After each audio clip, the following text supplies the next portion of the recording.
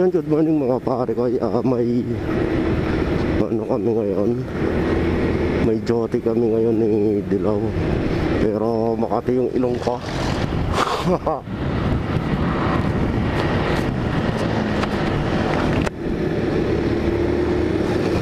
So, yung ginamit muna nating helmet ngayon, yung dati nating helmet. Yung Dilaw.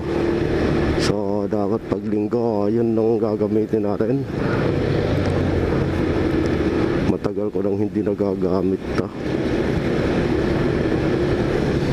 Kasi dati ang ginagamit ko talaga yung bago, yung itim.